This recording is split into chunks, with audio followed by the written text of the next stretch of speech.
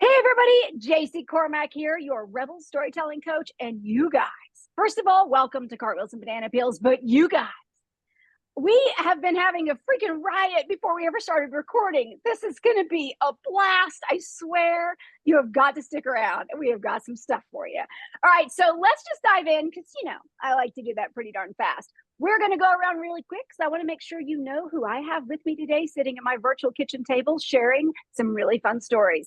Tina, will you kick us off? Who are you and what do you do? Hey, everybody. I'm Tina Firewolf. I'm so happy to be here. I help people learn that their voice is medicine. And for some people, that looks like embracing their emotions. And for other people, that looks like aligning to their silent wisdom, taking time to do that. And for some people, it's about speaking with ease, no matter the situation. But the thing everybody has in common is that they crave to be that person that they know they're meant to be. Oh my gosh, we should be collaboration partners. I can hear stuff in my head rolling because I'm all talking. We got to talk, tell stories. Cindy, I am giving the talking stick, speaking of that, to you. Well, hello. Thank you for having me on the show. This is seriously the funnest podcast I've ever been a guest on. Thank you. I am Cindy. I am a master numerologist, universal laws coach, and business strategist. And I help online coaches find their clarity and confidence so they can accelerate their business growth, create full-time income without burnout or adrenal fatigue. Yay! Oh my gosh. Yay! All right, Francine, it is your turn, my darling. I'm so excited to be here, and I agree. This is probably one of the funnest podcasts I've ever been on.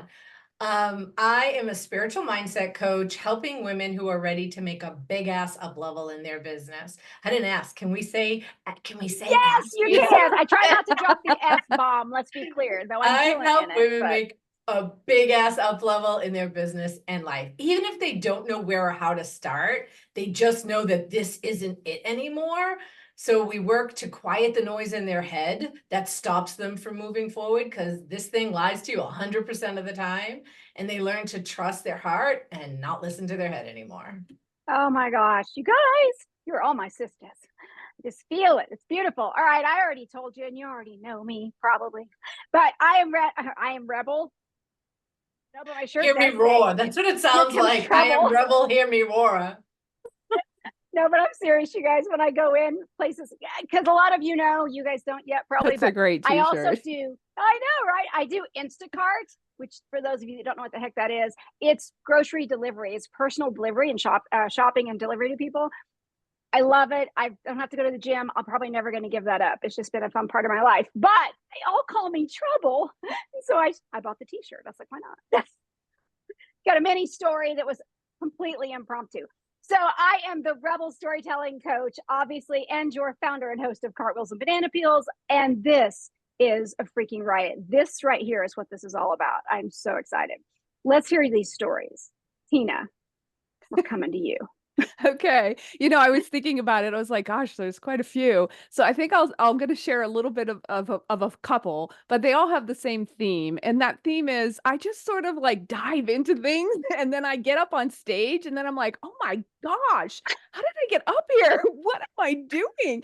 And it's really funny. And I started thinking about it and I'm like, oh, I've done it this time and that time. And so many years ago, I guess I just was like my voice was boiling up in me. This is probably 20 years ago when my vocalizations were coming and I just thought, I'm gonna go do something really, I want to get on stage. And I happened to literally open this newspaper. It was sort of like a community, magazine. And I was living in California at the time. And there was an ad for auditions for Eve Ensler's Vagina Monologues. And something in me was like, I'm going to go do that. And so I go and I audition and I completely nail it. Like I literally had no idea what I was doing. And I totally nailed it.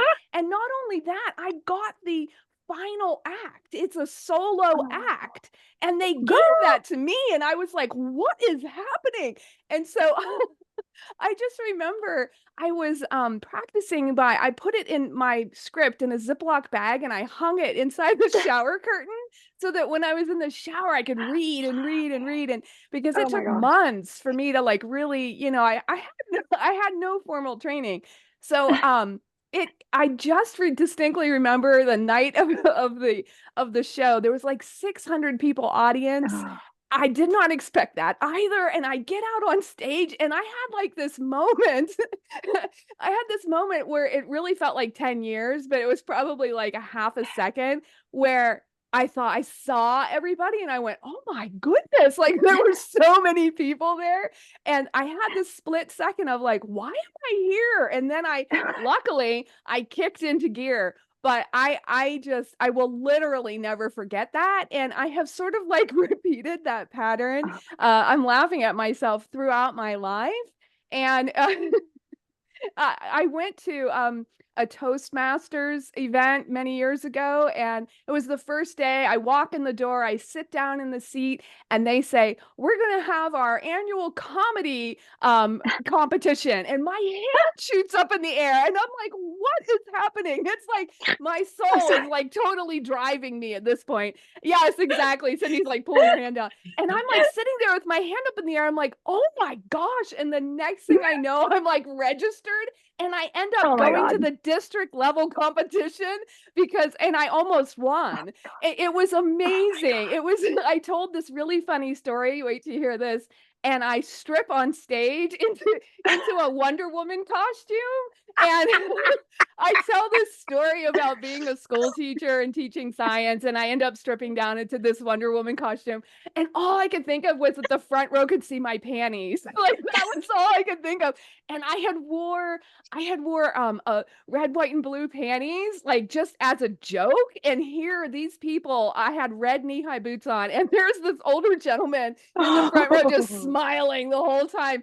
And I was mortified. I didn't know what to do other than like, I tried like backing up a little bit and like continuing, but oh my goodness, like literally. And, Look, and Grandpa, so, stop gaping at her. exactly. Like that was not the idea. I tend to like just really love having fun.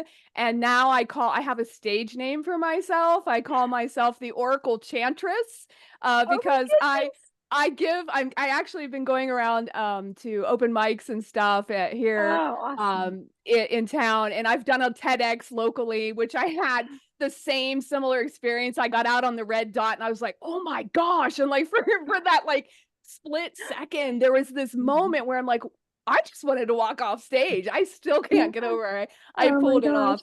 And I practiced for 3 solid months to do that TEDx talk. And now the Oracle Chantress has been born. And I sing and do Love it. vocalizations in the middle of my storytelling. And I think people, Love it. they're either seriously confused or they're like, really enchanted. Or just like think I'm strange. Or a little But bit of both, maybe. Exactly. But I'm having fun. And almost every Yes. time I walk Yes. out on stage, I have that little moment of going, what am I doing? I And freaking love it. my Oh my soul gosh, just Tina. is having fun. It's just having Oh fun. my gosh. And that's totally it. I don't know how many times people look at me and they're like, but they can't look away. Exactly. You're just being you. People are like, who Yes. are you? What do you do? What And do you that's what call we should yourself? do. I'm like, I'm a master of voices medicine. That's what I Yes. am. Freaking awesome. I just do it, people. I just do it. I freaking love it. Oh my gosh, you got me in tears. We were all in stitches. Oh my goodness. Woo! Thank you. All right, Cindy, are you ready? Do we need a drum roll or something for you? What a story to follow. My face hurts. I'm laughing so hard. Yes, Mine my cheeks too, are mine definitely too. sore. Yeah. Well, I'm going to change the tone a little bit. But speaking, diving headfirst into things. So when I was a little girl, I grew up on a farm in rural Alberta, Canada. I'm Canadian. And we had 18,000 chickens. Oh That my is gosh. 6.3 million eggs a year. Wow. I have labeled myself the fastest egg picker in the West. Oh my God. But of course, growing up on a farm, I learned this work ethic. I learned that you had to work hard in order to make money and hustle and do the thing. And when I had a happy childhood. I've had parents that were married, happily married. Everything was hunky-dory. But when I was 16 years old, my dad passed away suddenly of a heart attack. And I was there when it happened. The night before, Dad and I had gotten into a huge fight because we had very similar personalities. And 16 years old, we all remember what that was like to be a 16-year-old girl. Hello, hormones. I stomped downstairs into my bedroom and sat down on my bed and said, I just wish you would die. And 24 hours later, he was dead. Oh, girl. So you That's can imagine intense. the Yeah. series of decisions that happened after that. And you name the bad decision, Cindy made it, including 3 years of heavy cocaine addiction, to the point where I wasn't eating or sleeping for over a week, abusive relationships, sleeping with a drug dealer to get free drugs, you know the deal. And this is where your story, Tina, of just diving headfirst in came to mind. And I was like, okay, I hear you. I see you, sister. Yeah. Because the whole time, my mom just kept saying to me, I love you, but I don't love your actions. And all I needed to hear was that somebody loves me, because I just assumed everybody was going to abandon me and the universe was against me. So instead of formal treatment, because I'm a rule breaker, no thank you. That would have never worked. Yeah. I just moved to a country that had the death penalty if you do drugs. Wow. So I moved to Jakarta, Indonesia for a year on a year contract and taught English as a second language. Hated every moment of it, but it got me out of the situation and the circle of friends, quote unquote, friends that I was with. And being the rebel and always changing and diving headfirst. We are sisters, definitely. Right? Yes. Yes. I meet this very cute Kenyan boy on the dance floor in Jakarta. And he says, why don't you move to Dubai with me? And I say, okay.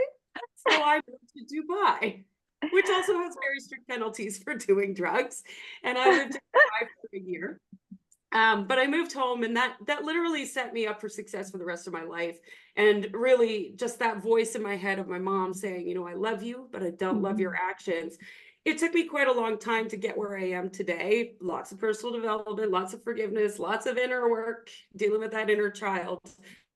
But I now have a movie about my life where I played the role of my mom, saying the line, I love you, but I don't love your actions. Yeah. And my face was featured on a billboard in Times Square. Oh, So it's come a long way. Yes. oh, that's amazing. It really resonate with the just jumping head first in and going for it, because you have no idea where it's going to lead you and where No. you're going to end up. So yeah. Oh Yeah, my it makes gosh. life more fun. It's just you got to really be okay with riding those waves. It's an adventure. Yes. Oh my gosh. I'm sitting here too. They're going, oh, Cindy, we're sisters. Yeah. We're sisters. Talk about rebel energy, girl. Yeah, You're just sitting totally. there being like, oh my gosh. Making crazy decisions. Yeah. Yeah, that's what I'm about. Oh, I love it. Oh my gosh. We have to talk after the episode some more. Okay. Throw the talking stick over to you, Francine. Are you ready? I'm ready. So I'm going to talk a little bit about fear and the BS like that your brain tells you. So I don't know, about 12 years ago, I skydived, and it wasn't because I'm an adrenaline junkie. It was part of my personal development journey. If I can skydive, I can do anything. And the guy said to me, why are you doing this? My husband and I were doing it together. And I said, well, we have a fear of heights. And he said, no, you don't. And I was like, dude, don't tell me what I'm afraid of. Right. And he was like, no, you're not afraid of heights. You're afraid of falling. And I was like, whoa, right? Yeah. Like that really put things into perspective. So I hadn't pumped my own gas for probably 30 years, because I'm in my late 50s. In my mid 20s, I don't know, I went to pump my gas and I got a new car and it didn't work, and I never pumped my own gas again. And at the time they were full serve. And then I met my husband in my 30s and he just always pumped my gas. But it got to the point where I was at work one day and knew I wasn't going to have enough gas to get home. So he had to come to my work to get my car to go get gas. So, my He's sisters the and I did a road saint. trip once. I drove and I was like, oh, we need gas. One of you have to pump it because I don't know how. And I'm the oldest. And they're like, what do you mean you don't know how to pump gas? I'm like, so a friend's husband passed away about 10 years ago, 11 years ago. And I remember her having to like learn all these things. And I thought to myself, I should probably learn how to pump gas, right? Like it's time, right? So my husband and I have this conversation. He's like, whenever you're ready. And I'm like, okay. And he, and I'm pondering it and thinking about it. And one day we were going out and I make the decision to myself, today's the day. But I don't tell him yet. And we're driving to the gas station. And I said, today's the day. And he went, okay. And instantly I have like panic. Like I am cold sweats, but like I'm having a panic. I don't have panic attacks, right? He's like, well, I'll get out and show you. And I was like, oh, you can't get out because God forbid anybody see that I don't know how to pump gas, right? Because the people at the gas station were going to judge me. So he's like, I was like, just tell me what to do and I can do it. And he's like, okay, so you're going to get the, put the card in and pull the thing and do the, he was in the passenger, I was driving and I was like, just keep your window open. And so we got there. I am like, now I have to like take a few breaths before I can even get out of the car. I am like full blown panic attack, right? I'm like, this is ridiculous. I get out of the car, I put the card in, I do the thing, I put it in. And I was like, that's it? He's like, yeah, that's it. I was like, no, like, what else do I have to do? He was like, that's actually it. And I was like, okay. So for many years, I only went, and this was only, I shouldn't say many years, this was only probably 4 or 5 years ago. This is recent. So probably for a couple of years, maybe it was pre-COVID. For a couple of years, I only went to that one gas station because I knew how to do it there. Dude, they're different at different places. Right, exactly. And then one day I was out with meeting a friend and I got lost. So I had to keep driving around and I was like, I'm going to run out of gas. So I'm going to go. Now I'm alone and I'm going to go to a new gas station. And I survived. So so I really believe fear doesn't exist. Like fear isn't real. Like the stories we tell ourselves. For 30 some odd years, like I told myself this ridiculous story and oh my God. Crazy. I love it though. Oh my gosh. You guys. Woo. Yeah. It's not my makeup left. I told that story recently and the looks I got, they were like, what? You don't pump? Huh? How do you do that? Right. How do you survive? How do you survive? That's hilarious. Stop us from doing though, right? Like, right. Oh my God. 100%. Yeah. Yeah. It's intense. Okay, ladies. So I don't think I remember sharing this story yet, and I've had people ask me about it. So as I've shared, some of you know, I've danced my entire life. Well, I'm retired from it now, but I danced my entire life. So, and I was a gymnast and cheerleader in high school, all the things, right? And I trained in jiu-jitsu, which is pretty tough with guys that outweighed me by 100 and something pounds. Loved it. Oh, anyway. So I've never broken anything. Sprained stuff, tore some ligaments here or there. Stuff happens. Yeah, it happens. Falling on my head. Things happen. But I had never broken a bone ever.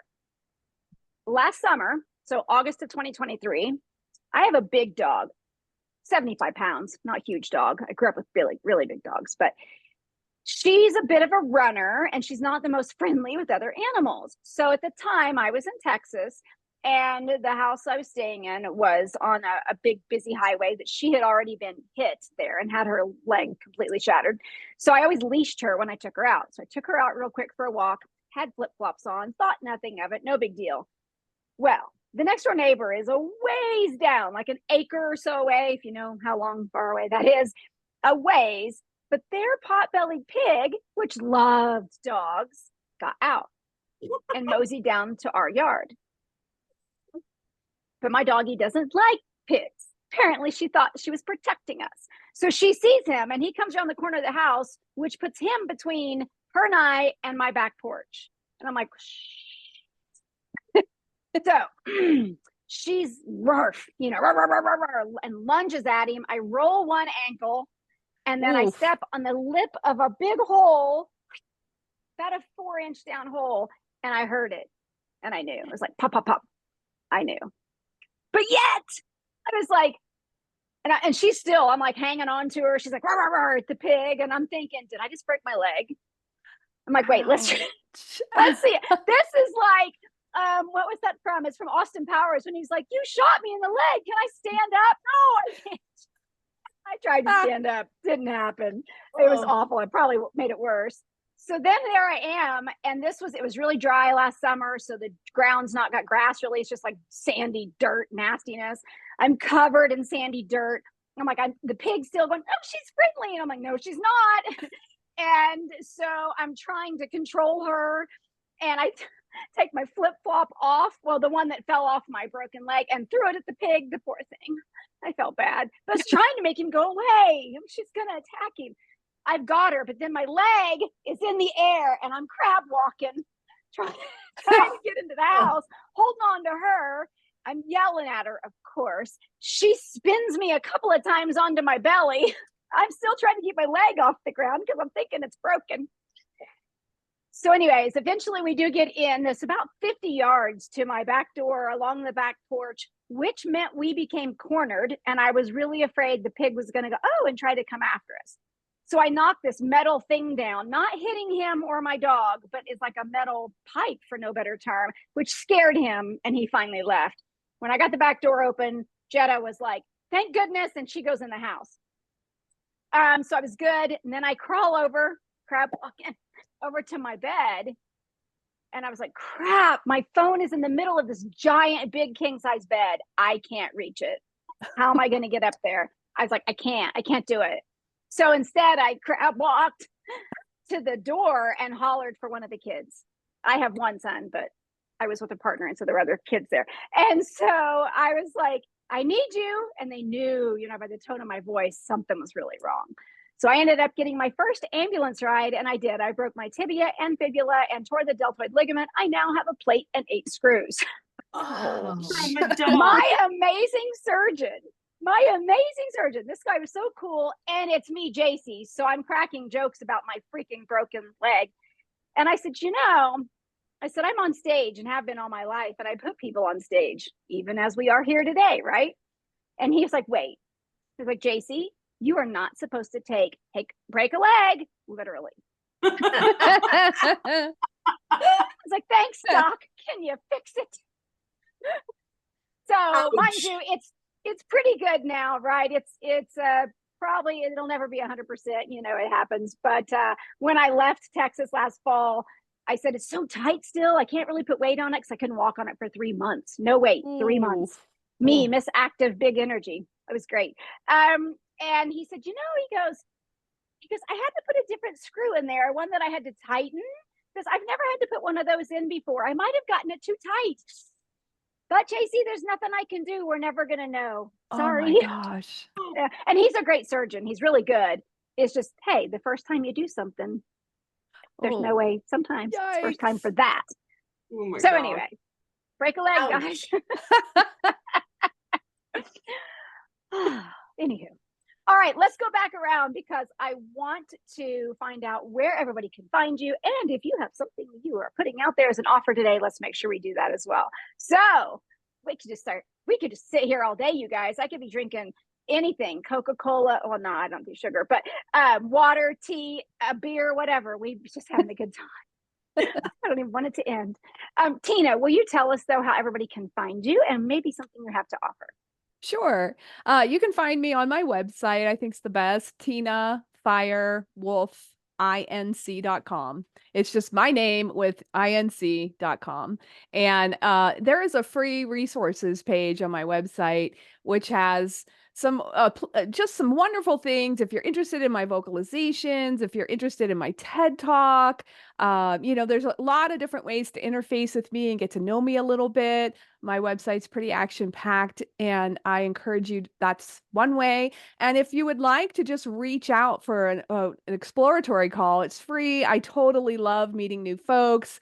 And it's not a high pressure sales call because we need to make sure we're a good fit. You need to make sure I'm right for you, and I need to make sure that I can serve your needs. And so it's really a beautiful time for us to just talk, get to know each other, see what's up, and where we can, what your vision is, and where we might be able to take you.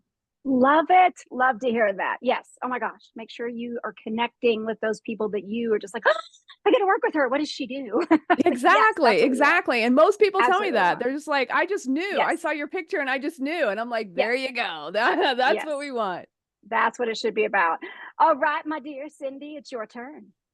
Well, somebody once told me that you've made it when you can be Googled and you can find them. So Google me.